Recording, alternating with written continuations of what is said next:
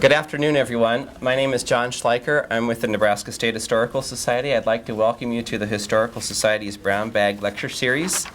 Today we have, I think, what will be truly a haunting event for you. As our speaker today told me, none of Nebraska's state agencies have a department similar to the X-Files of television fame. But if there was one, today's speaker might be working there. In Dale Bacon's almost 30 years of involvement with things that go bump in the night, he has poked through old houses, chased lights in the sky, and talked to several dozens of people who feel they have been visited by spirits.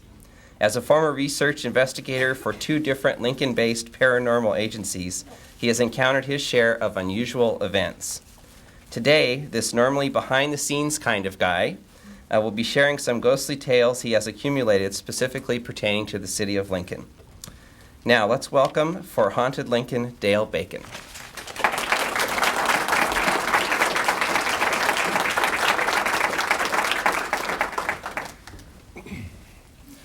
Thank you. What a wonderful turnout. Thank you very much for coming in today.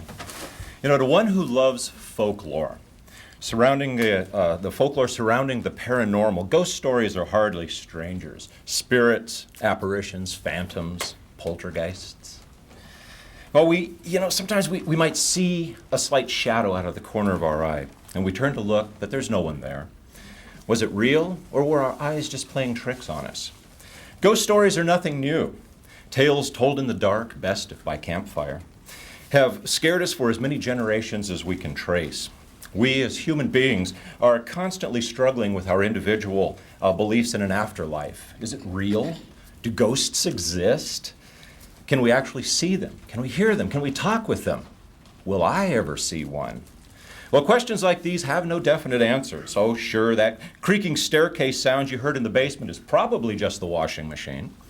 Or that noise that sounded like someone moving furniture in the upstairs bedroom was no doubt just a squirrel that got loose in the attic. They couldn't be ghosts, could they? Well, by the same token, for as long as people have been having ghostly encounters, there have been those who like to pass on these events to others. Enter the storyteller. And that's what I'm doing here. I really appreciate the fact that we're all able to come in today and spend a little time hearing some strange stories about Lincoln's past. The story of haunts in Lincoln predate any of the European involvement with Nebraska. I mean, long before the westward expansion, there were plenty of ghost stories floating around among the peoples who lived here prior to us coming. The Pawnee Nation, for instance, had some wonderful ghost stories surrounding the involvement of salt, which flowed out through the Saline River. You know, of course, we now like to believe that this was all ocean once upon a time, and that over the years it receded and everything, and it left behind large deposits of salt. But nevertheless, there are those who disagree with me on that. There's an old story that goes around surrounding the Saline River. It was known as the Saline River. There was a group of Pawnee, a local tribe of Pawnee that lived out by the Platte River. And in among this tribe, there was this one particular individual who was an extremely fierce fighter, an extremely mean man. The way I understand it, based on the old legends that I've read, is that he was a real hardcore fighter. He thought nothing of going out into the wastelands, out into the lands, and just battling anybody. Men, women, children, didn't make any difference. He would go in there with the fierceness of a warrior, and he would go in and he would bathe his hands in their blood, you know, this kind of thing. And he would gather up all kinds of souvenirs and bring them back to the village. Well, because of the fear that this man instilled, a lot of people were terrified of him. They wanted nothing to do with him, so they kind of shied away from him, except for this one girl. Isn't it always that one girl? Very beautiful young lady that all the men in the tribe just absolutely wanted. They just desired her. She was gorgeous. She only had eyes for one man, though. Guess who that was? That one warrior that everybody was terrified of. The concern was that she was going to choose him as her husband, which is, of course, what happened.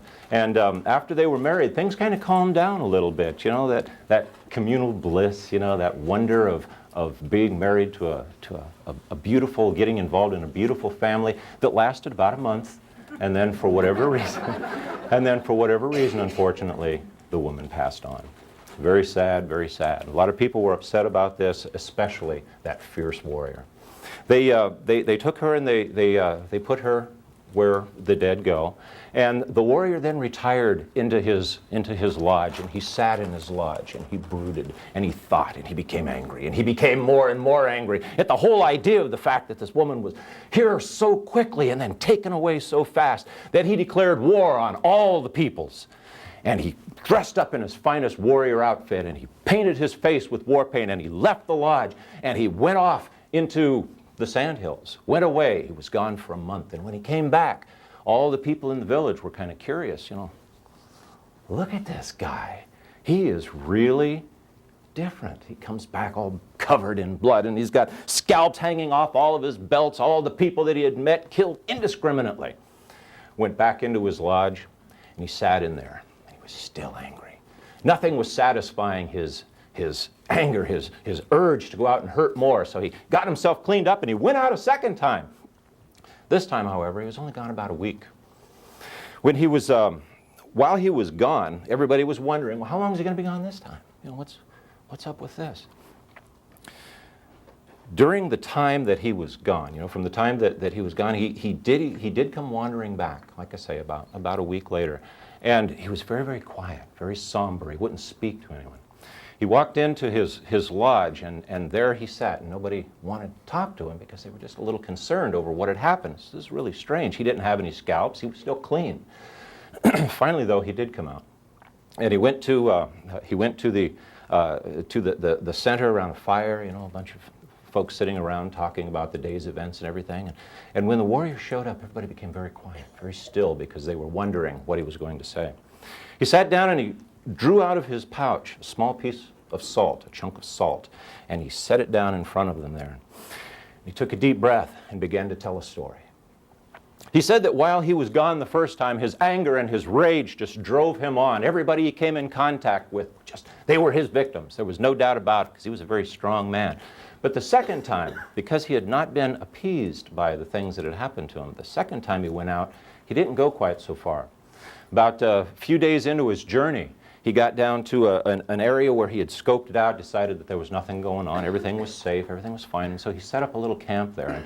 And he then proceeded to relax for the evening. During the night, he was awakened by the sound of fighting. Really surprised him, this idea that, wow, I thought I checked this out, there was somebody else here. And so he got up to investigate to see what it was.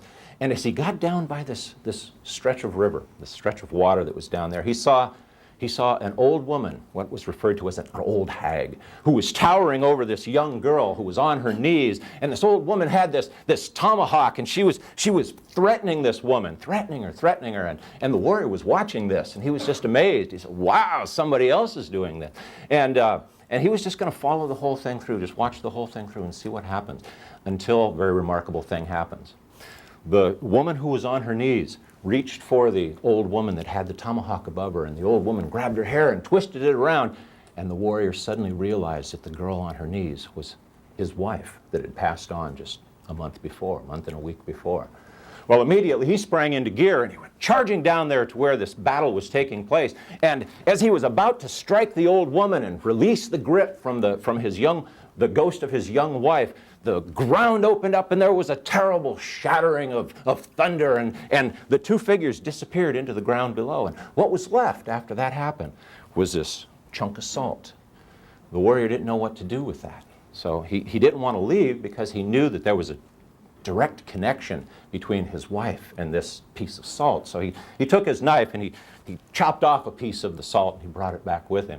They say that that was the origin of why the salt is in this area. And you know, a lot of people kind of poo-poo that. You know, back in the days of when the Pawnee were in their heyday, and they were willing to go down. They had to gather salt from time to time, but even the bravest and the strongest of them all would still do the same ceremony that had become kind of synonymous with gathering up salt. And they would go down to the riverbeds there, and they would take their tomahawks, they would bang on the ground, they would bang on the earth in an attempt to keep this spirit from coming up.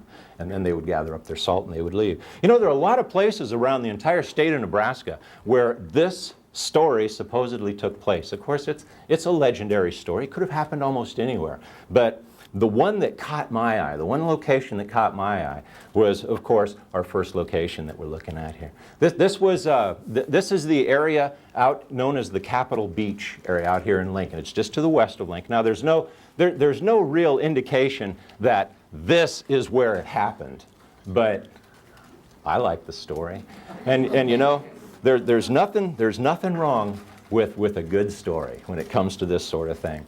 You know, the rise of ghostly phenomena has been with us forever. You know, it really has. It does go back as far back as you can trace it. In 1848, however, there was a movement that took place across the country and even into England and some of those places, European nations, known as the Spiritualist movement. And it, because of the time frame that it started, I mean, this predates Nebraska as a state, but at the time that it happened, there was still enough people living around here that they kind of grasped onto the idea too, and so by the end of the 19th century, you know, by the the end of the 18th century, I'm not nervous. So by the 1860s, as Nebraska was becoming closer and closer to statehood, people who had these beliefs, these spiritualist beliefs, were starting to move into Lincoln. It became quite the deal for a long time because there was a period of time during the spiritualist movement where there were a lot of what we now refer to as parlor games that took place. In these parlor games, this is where the origin of the seance came from. And we're all familiar with seances. Probably some of you did them when you were kids or in college. I know I used to. What, am I the only one? Are you kidding me? Get out of here. And in the movement, this is where the terms like medium came from. You know, a person who uses their own body as a kind of a reference where the energy flows through. The ghosts talk to people. Well, during this time, there was also an awful lot of chicanery and a lot of things that weren't necessarily on the up and up. And the spiritualist spirit photography came around. These photographs that you're seeing here, this one and the one before it and the one following, are actually from the Elliott Cowis collection that we have here at the Nebraska State Historical Society. So Lincoln wasn't immune to this. I love this picture. Lincoln wasn't immune from this sort of thing. This actually depicts a medium with her dummy. That's what that little headless thing on the right is the dummy that was used in some of the seances that this woman was involved in. Also have this one, and these are great examples of spirit photography. Of course, nowadays we look at them kind of chuckle, but at the time that these pictures were taken, this is pretty incredible stuff. You know, so nobody had ever seen anything like this before, and so it gave credence to the possibility that communication with the afterlife was very possible, and Lincoln was no exception. We had. I love this one too. Might want to check this one out on your way out of the museum today. This kind of segues nicely into all of this. In 1891, for instance, there was a woman named Clara Delmont whose occupation was clairvoyant. She had her residence or had her business set up at 1542 O Street, across the street over here where the Federal Building is now. In 1900, there were two clairvoyants listed in the city directories. We had a Carrie Bean and an Edith Edwards. In 1900 also we had a Mrs. Daniel Moran who was a clairvoyant, and as late as 1904 there was a Max Hoffman who was also a clairvoyant. That idea of being a registered or practicing clairvoyant in Lincoln kind of ended in the 1936 when the City Ordinance 9.40.030 went into effect, effectively banning fortune telling from Lincoln. And that was actually in effect up until 1998. That law isn't around anymore, but boy, everybody had a good time with it when it was floating around. You know, when we think about ghosts and we think about hauntings and apparitions and sightings and things like this, what's one of the first things we think about? We think about cemeteries, cities of the dead, the necropolises. And quite honestly, in all the years that I've been working with the paranormal, I've discovered one thing. Cemeteries traditionally are not haunted. People that pass on, serious, it's serious. Most of the activity that takes place in cemeteries are because we have kind of expected that to happen. And so when something happens, we immediately say, ghost, we got ghosts in here. And so, so even though I do enjoy going to cemeteries, they're very, very peaceful places, I generally don't go looking for ghost stories. But I do enjoy looking for a good story at a cemetery. In November of 1894, Lincoln had an incident take place here that had never happened in Lincoln before, and I don't think it's ever happened since. And that was a sexton over at Wyuka Cemetery was making a round. He was going past the stones out there, and he came across this one particular grave site that was out there that looked like it had been disturbed just a little bit. He wasn't exactly sure how, but there was just something different about it, something unusual about it. So he went and reported it to the authorities. The folks at Wyuka immediately went out, the executive board immediately went out and they said, well, we got to dig this up and see maybe there's something wrong here. And so they exhumed the grave of one Otto Albert. Okay, he was a German immigrant who had come here with his wife, and they didn't speak any English or anything like that. They were German immigrants that came to Lincoln, and they found residence here. They had a good time here, and they lived a good, healthy life up until the time that he had a heart attack back in 1894. And they buried him on this location, and I have a pointer. In the past, there have been so many times, right over here, can you see? But I have a pointer now. His grave is actually right in through this area here. It's an unmarked grave out at Wyuka Cemetery, and they didn't put the marker back on it for whatever reason. I really don't know what the reason was. But after they had exhumed the casket, they discovered that Otto wasn't there. He was missing. Now, it just so happened that especially in the year 1894, 1895, there was a rash of what were known as resurrection men who were going around stealing bodies out of cemeteries. I have an account from Kansas City, a Kansas City newspaper, that not only was it rampant down there, but they actually had people that would sit outside the cemeteries in the middle of the night waiting to catch anybody who came out. Well, Lincoln, this happened in Lincoln. The word was put out. The authorities were contacted. There was a lot of excitement about this. Made the front page news for many, many days. The reason why the resurrection men were doing what they were doing was because medical students who were learning about the human body just did not have enough cadavers to work with. And so the bodies were generally exhumed and sold to colleges and universities. The case in point in Lincoln also involves a college or university. This, of course, is the old Cotner College up in the Bethany area. There was after the police got involved with it, there was a very good chief of detectives. His name was James Malone. That's this fellow here. And I'd like to thank the Lincoln Police Department for helping me track down this photograph, too. But there was this very good detective named James Malone. And he went to look at this on his own. He went out, checked it out, and he decided that, yes, there is an investigation that needs to be done here. And so he, along with a series of other officers, including one Officer Bentley, went to the Cotner University down here. And it was there in town. Let me try that again. That one. Went to Cotner University to try to find out where was this body, where was Otto Albert's body.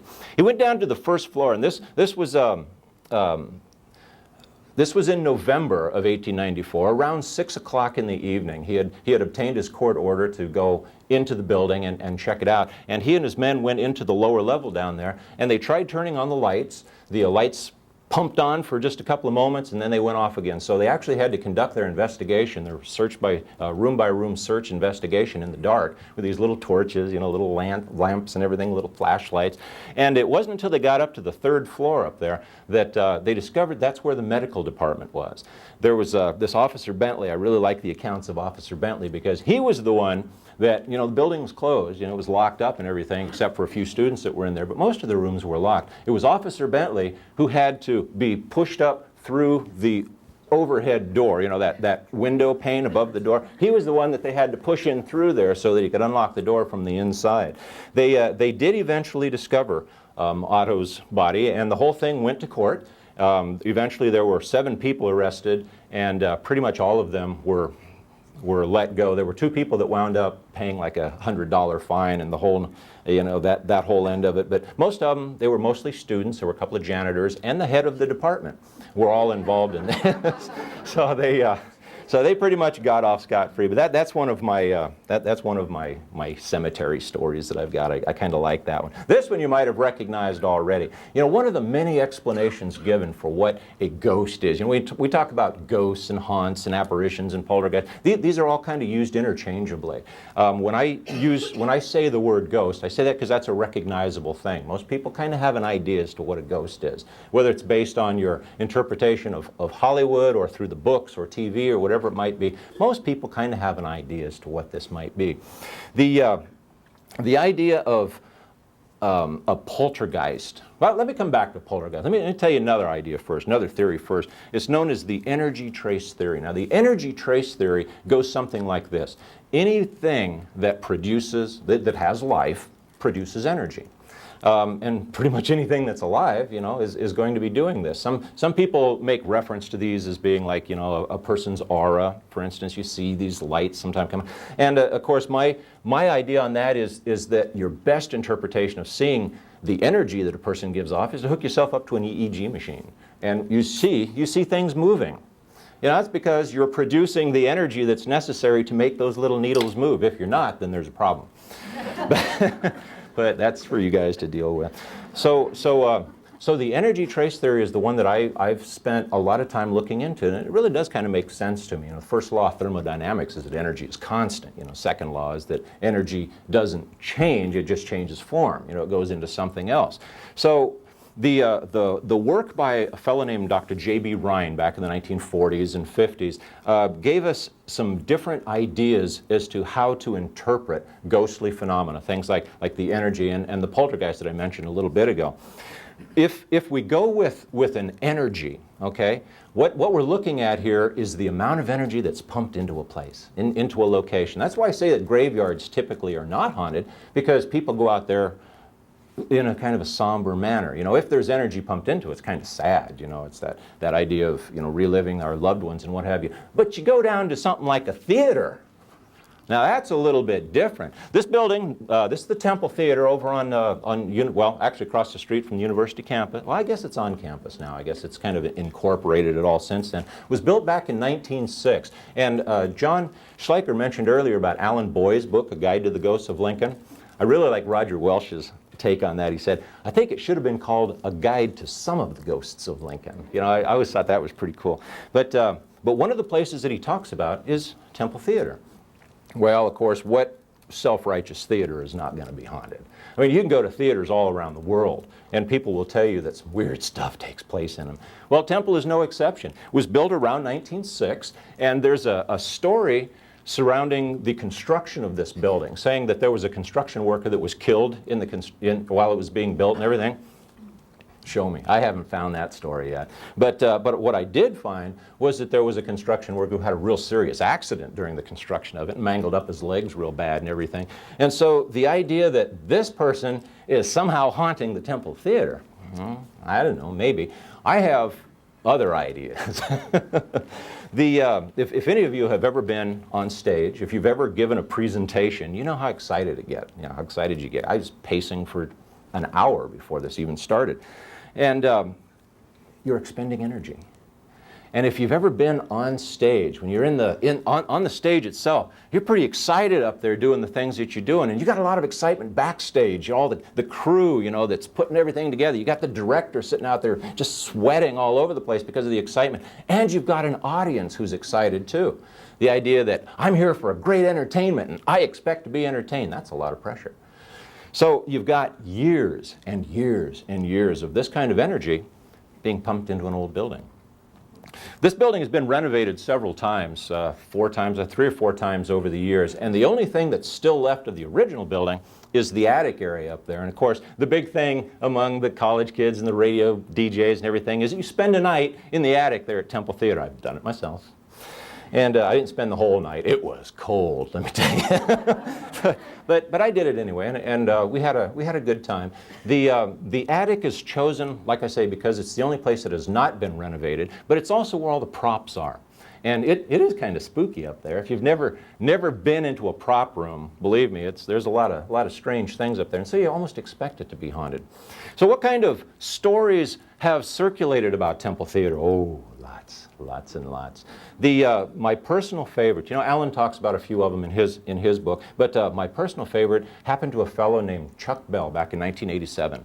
He was a theater student. He was a drama major. That's what he did down there. And he was very active in Temple. He would spend a lot of time performing on his own. He did a lot of one-man shows, this sort of thing. And there was one night that Chuck was on the stage down there. I wish I had a photo of the stage. It really is pretty neat. But he was on the stage doing a rehearsal of a tap dance routine. One that he knew, but sometimes it flows and sometimes it doesn't flow. And this performance, or this rehearsal prior to the performance, was not flowing. He was up there doing his routine and it's getting angrier and angrier and angrier. And finally he just stopped. The heck with it. It was later on in the evening, 11 o'clock, something like that. And he had just had enough. And it's like, I'll go home, I'll go to bed, I'll do this tomorrow, I'll be fine. From the balcony area, you have the stage down here and you have the balcony up here. Up in the balcony area is where the sound booth is. Like we have here, it's a sound booth. From up there, just off to the right side of the sound booth, he began hearing the sound of somebody clapping his performance. Well, Chuck wasn't in the mood for this. His first thought was that this is one of his friends up there kind of jeering him just a little bit, making fun of his rehearsal that wasn't going very well, and he was angry anyway. So Chuck makes a beeline up to the auditorium. He gets up into the balcony area, and he runs into the balcony, and he goes over to the right side where he thought that the person had been. There's nobody there. He goes over to the left side. He thought there was somebody over there. There's nobody there. He looks in the seats in front. There's nobody there. Goes into the sound booth. There's nobody around. Now, he didn't pass anybody when he was going up there. And so it's like whoever was there got out somehow. Chuck was standing in the balcony, probably scratching his head, wondering, ooh, I got to go home. I'm too tired. When immediately from down on the stage where he had just been, he began to hear the sound of his tap dance routine being performed. He recognized it. He knew those taps. He knew that this was exactly the performance that he was supposed to be doing, only it was being done by somebody that he couldn't see. There was nobody down there. Chuck did what I know I would have done, only I'd have probably gone over the rail, but he went back downstairs and he jumped up onto the stage and he looked stage left, stage right, went backstage, there was nobody around. Well, by this time, of course, Chuck had pretty well decided that that's it, I'm out of here. And so he went to the front of the stage. He was about ready to step off the stage and go on home when he heard that little voice. We all hear that little voice from time to time, and that little voice said, why don't you try it one more time? Chuck, being the theatrical trooper that he was, took a deep breath, got back on center stage, and began to do his tap dance routine. Did it perfectly. Just the way it was supposed to be done. Probably the way he was hoping it would be done during the actual performance. And as soon as he got done, that last tap was in place and he stopped. From up in the balcony area, on the right side of the sound booth, he began to hear the sound of somebody clapping. The people that hang out at the theater department, bless your hearts, I love you all, they say they know who it is. They know who this ghost is. This is Dallas Williams. Dallas was the head of the theater department down at the university from like about 1944 to 71. He died in 71. And it just so happens, by chance you might say, that his favorite spot for watching a performance was just on the right side of that sound booth up there. And he was not unknown for getting really angry if something didn't go right. So it could very well be that Dallas is hanging around down there. It doesn't explain all the dancing lights and the flames and things that people used to see in the 30s and 40s, but hey, that's might very well be another story. Theaters are wonderfully haunted. We have several theaters in Lincoln that are notorious for having stories connected to them. The old Cooper Theater out on O Street, out at about 56th and O, out in that area. The old State Theater down at its bar downtown now, but the old State Theater has stories connected to it.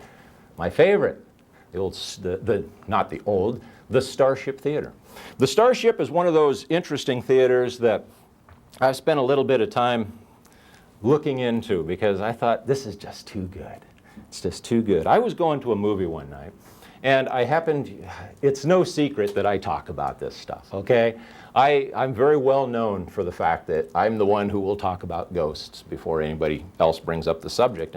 And for whatever reason, that night, I ran into somebody. It was one of the employees down there at the Starship who, you know, it was toward the end of a show, and I was getting ready to leave and everything. And I just was talking to him, and I said, that's a really neat theater. I like the way that this is laid out. You ever experience anything weird here? Boy, how's that for a setup, huh? Usually when you ask that, if a person doesn't take time to think about it, they'll tell you.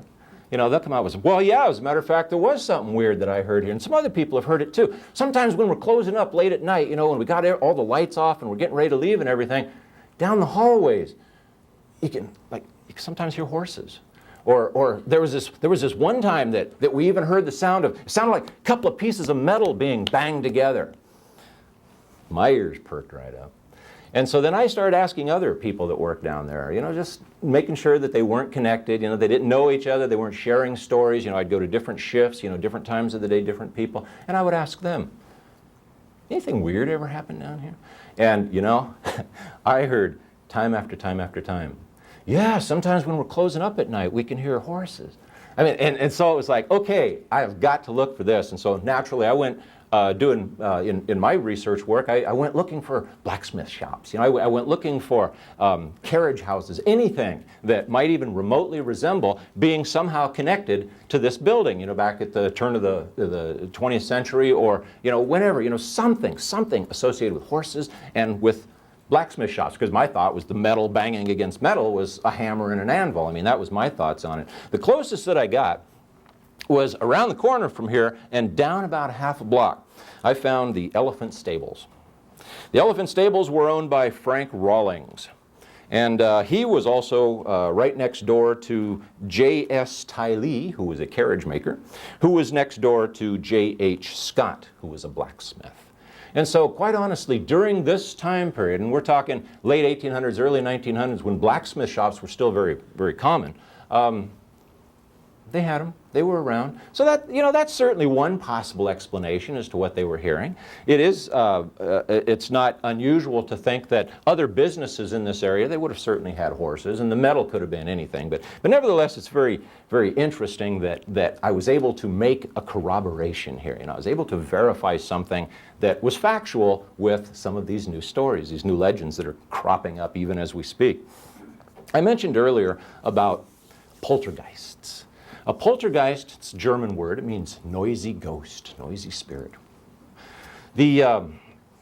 The work of J.B. Rhine, like I mentioned earlier, kind of gave us a different perspective on how to look at poltergeists. This is the one that you see in the movies. These are the ones that an entity will attach itself to a family and it'll get in there and shake things around and throw things around the room and everything, and then they'll disappear. You know, pull sheets off the bed, you know, this sort of thing.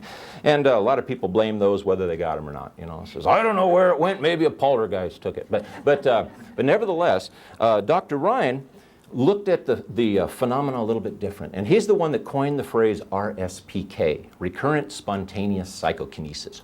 There's a mouthful. What that is, though, is an event that takes place, recurring event, something that's spontaneous, happens out of the blue, like if something happens behind me, I want you all to make sure you tell me, okay? And psychokinesis is the ability to move things with our minds, ESP stuff. But nevertheless, it made sense. So he started looking at patterns, started looking for ideas as to, well, how does this all fit together into the general scheme of things? He started seeing patterns. The most common people who were barraged, assaulted by poltergeists, typically were teenage girls. Sorry, guys. Guys get them too, but primarily it was teenage girls. Now, I'm not a girl, I don't know, but I understand teen years are kind of traumatic. Who knows? But, well, where do you get a wide combination, a wide collection of young girls like this? You know, schools, churches, things like that. So they started studying stories at universities and colleges. And they, you know, UNL was certainly no exception. One of the best stories that I heard that comes out of this area, the field of the poltergeist-like phenomena where things just move and just kind of startle people is over here at the Nyhart complex. The one building in particular that we're talking about here is Raymond Hall. That's actually within the Nyhart Center, within the Nyhart complex. That's an older building too. It's been around for a while. And there was, in July of 1987, there was a young man who worked for Lincoln Cablevision that was doing his work. They were on the 3rd floor of Raymond Hall installing some cable outlets in the floorboards, in the panels down there. And I really enjoy this story. I can picture this poor guy. I have no trouble picturing him at all. I can just see him. He's working in July. There's nobody there. I mean, the building is empty. The college is closed. He's on his hands and knees drilling into the side of the wall, you know, trying to do his job. Well, he notices some movement out of the corner of his eye. They always start with a movement out of the corner of your eye. He saw it, he just kind of fluffed it off, didn't pay too much attention, and kept working. And after about 3 or 4 times of seeing this, he turns his head to see who in the world is standing there. He's amazed to see the image of a young girl. She was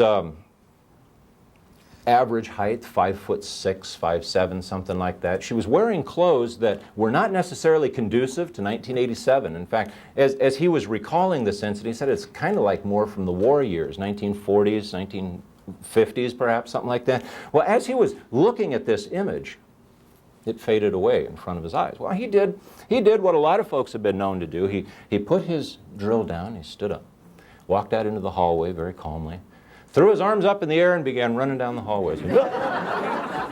Not going back in there, and he refused to go back in there. In fact, the very fact that he did not want to do this anymore almost cost him his job. I mean, he had a job to do, and he didn't want to do it anymore. I was very fortunate to give this presentation to a Rotary Club one time, and there was this gentleman that came up to me afterwards, and he said, "You remember that story you told about the cable vision guy?" I said, "Oh, yes, very much so." And he said, "I was a supervisor on that shift that day." He said, "I remember that." And it really did scare the crap out of him. I did ask him about what happened to him. He didn't get fired, did he? And he said, no, he got transferred. I said, "Really? Where'd he go?" I said, "Well, do you know where Alliance is?" So he's happy. I haven't heard anything else about him, but I have heard more stories about Raymond Hall. In fact, there's one story that's kind of a recurring thing that is happening even now. I mean, it takes place even today. You know, I love telling old stories, but you can never beat something that just happened the other day. You know, these are some great things. There's an employee that works in the Nyhart complex who deals with money. You know, she takes the money, the cash drawers, and at the end of the day, you put the money in the cash drawers, you lock them up in the safe. And there's very, very limited access to this safe, obviously. The thing that has happened from time to time, and it's not all the time, but does happen from time to time, is the next morning when she goes to pull the money drawer out, all of the coins have been very neatly stacked in the box. So, I mean, these sorts of things are indeed still taking place today. Well, what stories would not be complete without our good old Capitol? So you can see this is before the scaffolding. In Alan's book, Alan Boy's book, he talks about the Christmas lights that were hung on the dome up here, and they did actually used to do that. I mean, if some of you longtime residents of Lincoln remember, I've only seen photographs, but it must have really been quite pretty with the Christmas lights and everything. And the stories surrounding the Capitol building deal with the sound of a man scream, the sound of something falling from a high distance. Primarily, oddly enough, over in this corner, which is the southeast corner of the Capitol building, there are several stories of the sound of a man weeping, crying. I tend to wonder sometimes if all of that isn't the results of some pretty spirited Senate debates myself. Because was not unusual at all back in the old days, you know, when people start throwing chairs and stuff because somebody's not getting their way. That's pumping an awful lot of energy into a building like this. I've done some talking to the people that take care of the Capitol building down there. There was somebody that died back once upon a time, but the circumstances were nothing at all the way they were described in the stories or in the books or anything. So I'm not just exactly sure what would cause this place to be haunted, but I do know that if you ever want to do this, here's a little case of point for you. If you ever want to do this, get to be friends with maintenance personnel and security guards. because they're the people that have seen it all. You know, they've heard it all. And some of the security officers over at the Capitol building, or at least they used to, I don't know if they still do or not, they will tell you that they hear strange things echoing through the halls there in the Capitol building. So if you're looking for a place that you can go and not have to worry about having somebody chase you out because you're trespassing on private property or something, go to the Capitol building. It's really a beautiful building, and it does have a lot of stories connected to it. One of my personal favorite stories around Lincoln, in addition to the C.C. White building, which I'm not going to have time for, is the story that took place in the early part of this century involving a young man. He was one of Lincoln's prominent young men who was on an evening stroll. It was in December around Christmas in the year 1921. He was out for an evening stroll. He was on 20th Street. He was walking south on 20th Street, and as he got to the end of the block, he came walking back up 20th Street. He got as far as 20th and Washington Streets. This is the southeast corner of 20th and Washington Streets right here in Lincoln. He got up to the corner right there, right around here, and he stopped. As he was standing there waiting, a car, an old, what's described as a roadster, came driving up 20th Street here, stopped right there at the corner. There was some kind of an exchange that took place between the person or persons inside the car and the young man standing on the corner. Nobody knows exactly what was said, but there was some kind of exchange of words that took place. Suddenly, there in the middle of the night, 11:30, 12 o'clock at night, gunshots rang out. Some say one, some say two, but nevertheless, the young man who had been standing there talking to these people in the car fell to his death right there on the southeast corner of 20th and Washington. When people came running out there to see what was going on, they found this man writhing on the ground, and he was using his fingers to like almost scrawl initials, perhaps, in his blood as he lay there on the corner. I found that story, and since then, I've found another story that kind of goes a little bit further than that. He wasn't a young man, he was a boy. He had come walking up there late at night. He had gotten all the way up to here. There was not an exchange of information or anything that took place here. No, this was a drive-by shooting. They emptied their gun onto this poor little kid who was scrawling his initials in his blood on the street corner there. Now, there are those who say even today that if you go down and stand on all four of these corners there at the 20th and Washington area, this one is colder than the other three. There's only one thing about that story. It never happened. However, in December of 1921, Adrian Barstow, who really was one of Lincoln's prominent young eligible bachelors, was indeed down at the Capitol, down at the Tower building, down in the Stewart building, top floor of the Stewart building, and the name escapes me now, the Capitol Club, University Club down there. He'd been down there having a few drinks with a friend of his, and long about 11:15 or so, the two of them left. The friend, not Adrian, but the friend had had just a little bit more to drink than what he probably should have, and so Adrian offered him a ride home. Well, the guy said, no, that's fine. I'll be fine. I'll get home just fine. And so he left. Adrian then took the next 45 minutes to go from downtown Lincoln to 20th and Washington Streets. There is some question as to what happened during those 45 minutes, but nevertheless, he pulled into his driveway here. As the car was sitting in the driveway, he got out. He heard something in the bushes over here. He heard a noise. And there's some dispute about this, but the exchange that took place there is something like, hey, you come out of there. And there were two gunfire shots that rang out. This is what it looks like today. It was on this specific location that Adrian was shot down. It happened about 11:45 in the evening, between 11:45, 12, something like that, and it was a Saturday night. Everybody was up. There were people in the house, for crying out loud, and it was assumed that this was a premeditated murder.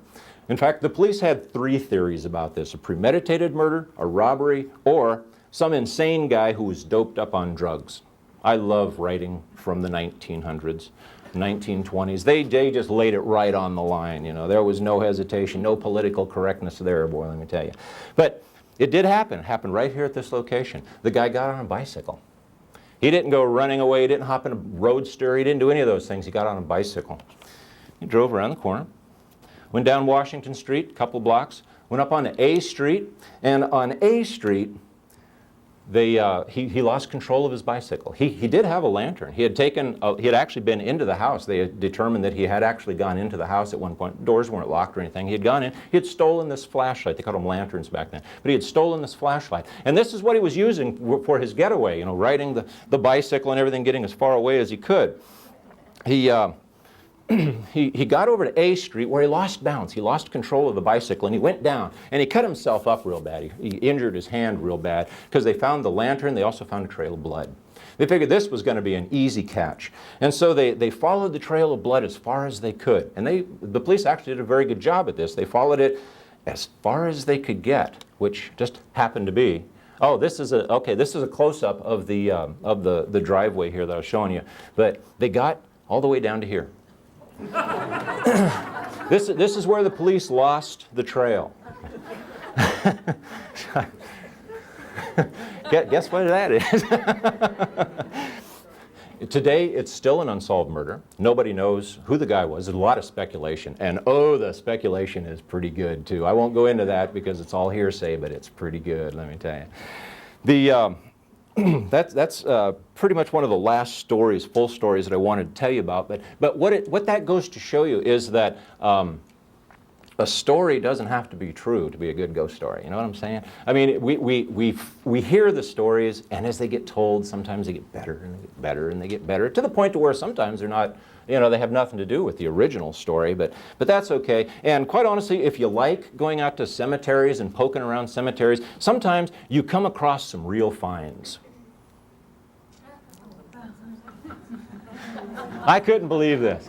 I just couldn't believe it. There's nothing connected to a haunting or anything like that, but this was just too good to pass up. Wayuka does have, however, a tombstone out there. This is the grave site of one Irmgard Winter. And there are those who say that this particular picture, I don't know if it's a photographic whatever, but they say that if you go walking around it, the eyes will follow you.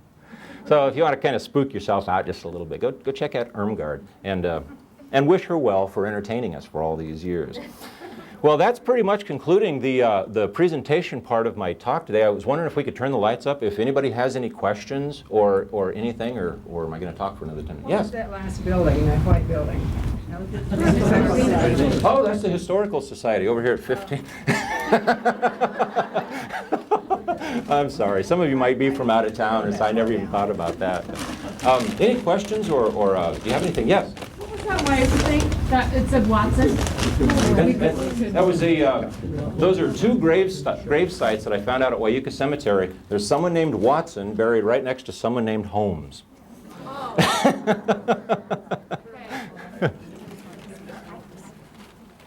Anything? Yes? That spot on 20th and Washington, there's really not a colder one there?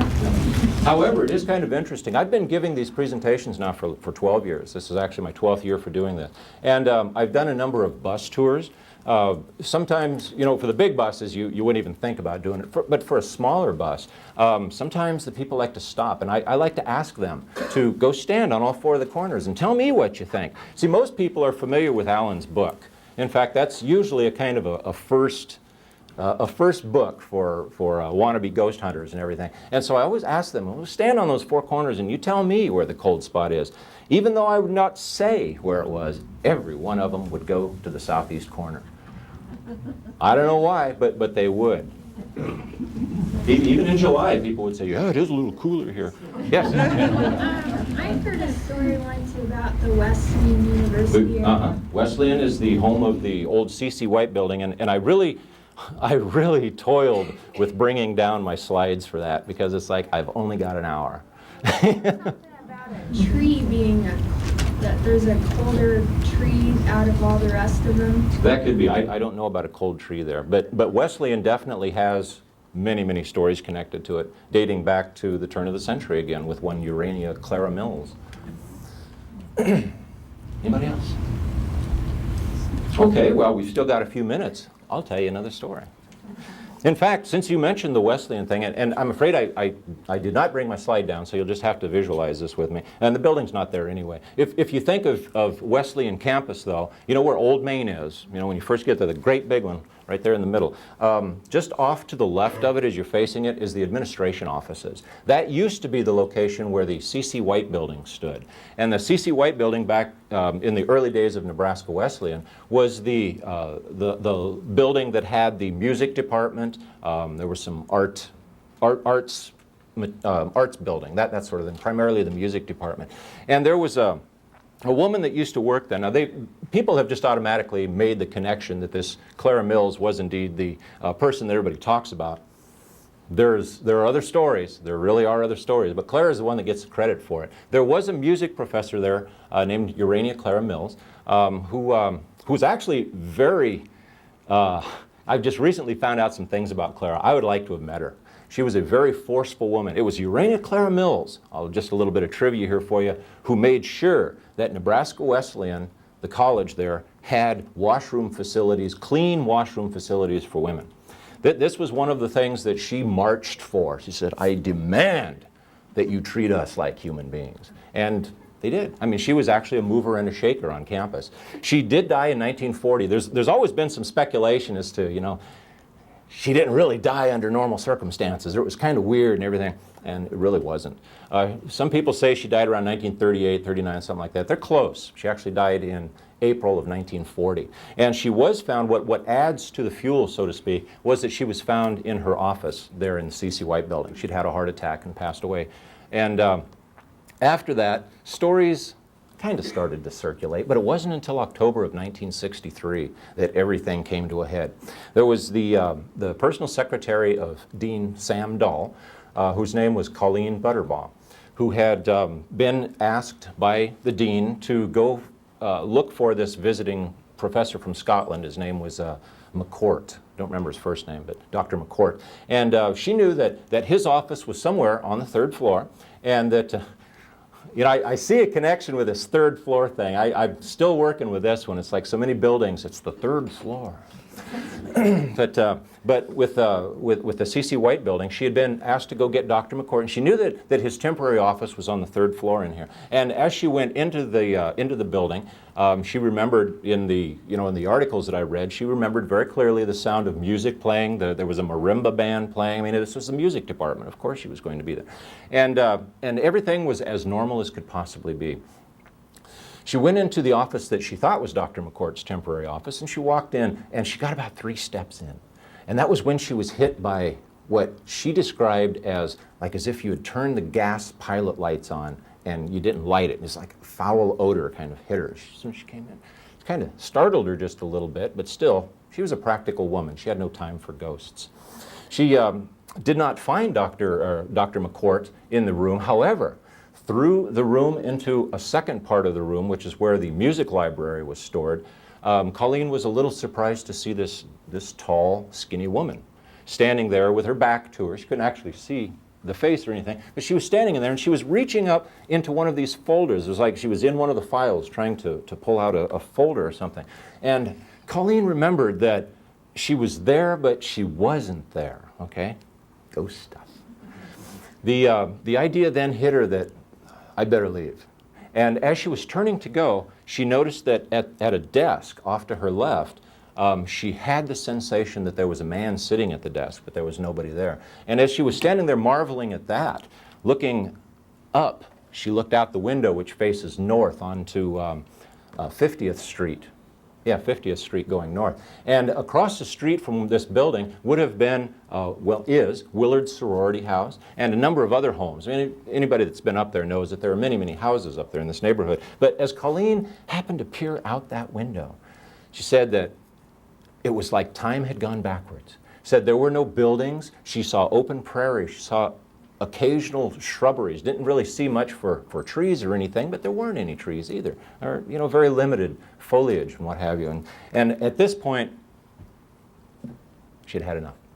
It happened just for a couple of moments, just for a moment. This stuff usually just happens for a moment. She left the building, went back to her office, and sat down, started typing. And Dean Dahl thought it was kind of strange that she would type and then started again, and then started again, almost like she was preoccupied with something. And so he sat her down and says, "Everything all right?" And she said, "No." I saw something. And then she proceeded to explain what it was. Dr. McCourt was brought in, and his opinion was asked. And of course, Dr. McCourt, being from Scotland, says, well, it's probably just a ghost. They don't have a problem with that over in England, let me tell you. And from that time up until, I mean, I still hear stories. You know, the building is long gone. It was torn down back in the 70s. But you do still hear stories. In fact, if you would like to hear the entire Wesleyan story, Dwayne Hutchinson has one of the books on sale, in fact, out in the store over here. Dwayne Hutchinson has probably said everything that can ever be said about the C.C. White building and the Ghost of Nebraska Wesleyan. And I see my time is out, so I would like to thank you all very, very much.